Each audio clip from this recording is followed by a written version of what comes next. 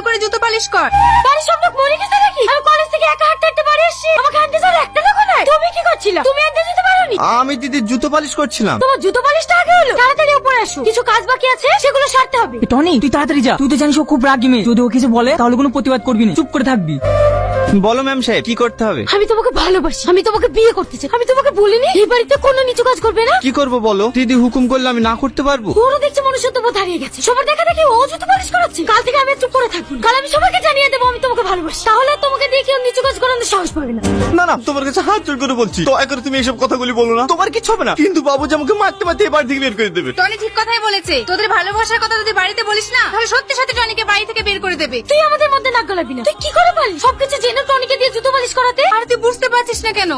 আমি টনিকে ছোট ভাইয়ের মতো ভালোবাসি। বাড়ি কাকা কাকে সবাই আমাকে খারাপ ভাবতে শুরু করেছিল, তাই আমি টনিকে দিয়ে জুতো পরিষ্কার করতে বাধ্য হয়েছিলাম। দেখো না দিদি, ও আমাকে ভালোবেসে বিয়ে করার জন্য জেদ করছে। এটা কি তোমাদের ফ্যামিলিতে মেনে নিতে পারবে? অবশ্যই পারবে, কারণ ভালোবাসা বড়লোক গরিব দেখে হয় না। আমিও তো একটা গরিব ছেলেকে ভালোবাসি, দিন আনে দিন খাই। আমি দুদিনের মধ্যে ওকে বিয়ে করব, কেউ মানুক বা না মানুক। তাই বলছি তুমিও বিশ্বাস রাখো, তোমাদের ভালোবাসাও পূর্ণতা পাবে। আমি ওকে সেটাই বলি, কিন্তু আমার কথা বোঝার চেষ্টাই করে না। দেখো সালমা, তোমার আব্বা আমাকে এই বাড়িতে ছোট থেকে নিজের ছেলের মতো মানুষ করেছে, আর আমি তার সাথে এরকম বিশ্বাসঘাতকতা করি কিভাবে বলো? এতে বিশ্বাসঘাতকতার কি আছে? আমি তোমাকে ভালোবাসি, তুমি আমাকে বিয়ে করবা।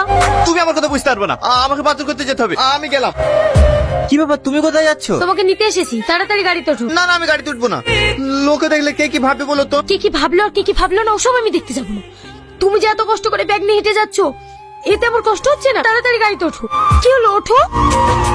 আজ যে আমাদের মুখে চুনকালি দিয়ে তোমার মেয়ে একটা ভিখারি ছেলের সঙ্গে পালিয়ে গেছে, সব তোমাদের স্পর্ধার কারণে এত বড় কাজ করতে পেরেছে। ভাই তুমি ওই ভিখারিকে জামাই বলে মেনে নেবে কিভাবে? আমি জীবনে মানবো না। আমি আমার মেয়েকে ভালোবাসে দিয়ে একটু স্বাধীনতা দিয়েছিলাম, আর তার সুযোগ নিয়ে এত বড় জঘন্য কাজ করতে পারলো। কি হয়েছে আব্বা? তোর ওই বড় বোন এই চৌধুরী পরিবারের মান সম্মান ধুলোর সঙ্গে মিশিয়ে দিয়ে এক ভিখারি ছেলের সঙ্গে পালিয়ে গেছে। তোদেরকে আমি এত কষ্ট করে মানুষ করেছি, কোনোদিন কোনো কিছুর অভাব বুঝতে দিইনি। তুই কি পারবি এই পরিবারের মান সম্মান ধুলিসাৎ করে একটা ছেলে হাত ধরে পালিয়ে যেতে? জানি তুই পারবি না, কারণ সেই বিশ্বাস আমার আছে। আমার ওরকম মেয়ের কোনো দরকার নেই। আজ থেকে বাবু তুই আমার একমাত্র মেয়ে। এরকম কথা বলবেন না, ও আপনার নিজের মেয়ে। দেখবেন একদিন সব ঠিক হয়ে যাবে। তুই চুপ কর, ও আমার মেয়ে না। আজ থেকে এই চৌধুরী পরিবারের সঙ্গে ওর কোনো সম্পর্ক নেই।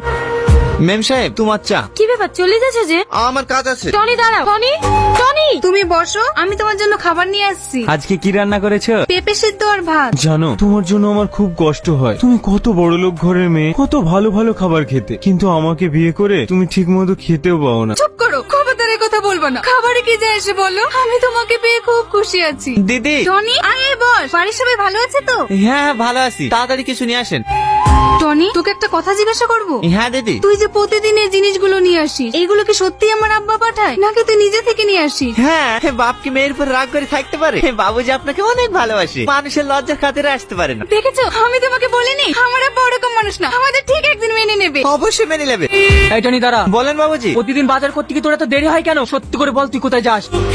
না না বাবুজি, আমি কোথায় জানি তো, আমি বাজার করে চলে আসি। তুই ডাহা মিথ্যা কথা বলছিস। তুই ওই কুলাঙ্গারটার বাড়িতে যাস। না না বাবুজি, আপনার কোথায় ভুল হচ্ছে, আমি কেন ওদের বাড়িতে যাবো? ঠিক আছে, আমি তোকে সাবধান করে দিলাম, যাস না যখন বলছিস। আমি যেন কোনোদিন শুনতে না পাই তুই ওদের বাড়িতে গিয়েছিস। এই শোনো, স্কুটিটা নোংরা হয়ে গেছে, চলো একটু ধুয়ে দাও গা। আজ তো কলেজ যাচ্ছ না, কালকে কলেজ যাওয়ার আগে আমি ধুয়ে দেবো। টনি, কি ব্যাপার, আমাকে ডাকলে যে? কিছু বলবে? সত্যি করে বলো, তোমাকে এত করে ডাকছি, তুমি আমাকে ইগনোর করছো কেন? তুমি জানো না আমি তোমাকে কতটা ভালোবাসি?